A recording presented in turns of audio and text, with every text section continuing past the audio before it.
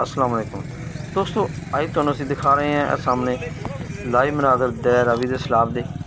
ते दे रावी दा इलाका है जिहड़ा जनाब काफ़ी आबादी जी ना वो पानी दे विच घिरी हुई है। बहुत ज़्यादा पानी इत्थे फैलिया होया और 5-5 6-6 फुट पानी है। देखो काफ़ी गहरा पानी है। सामने मकान नज़र आ रहे हैं।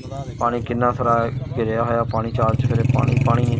तो इस पानी चो मतलब इत्थे गुजरना भी मुश्किल है तो आसानी नाल बंदा नहीं गुजर सकता। यह रोड है, रोड के दोनों साइड से पानी है। तो यह देखो शाम का टाइम है, तुम दिखा रहे हैं तो लाइव मनाजर। तो यह देखो सामने जनाब इस टाइम काफ़ी सारा पानी है। यह तुम दिखा रहे हैं सामने देखो, मतलब यह काफ़ी दरखत जोड़े काफ़ी सारे डुबे हुए हैं।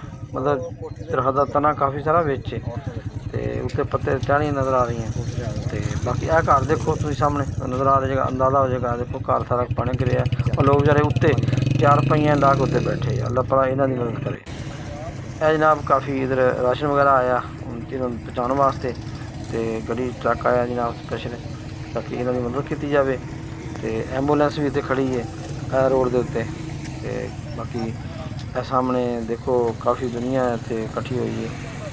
तो यह इलाका जनाब बहुत मुतासर होया पानी नाल। तो बस फिर अल्लाह तआला रहम करे, दुआ करते हैं अल्लाह पाक अगे। तो यह देखो कितनी दुनिया इकट्ठी हुई इत्थे राशन वगैरह तकसीम कर रहे हैं, दे रहे हैं लोगों को जो सलामत आसियां वो दे के आ रहे हैं। तो देखो बंदा हुण जा रहा अपने डेरे ते, इन्हें जनाब ने सेफ्टी प्रिकॉशन किया है।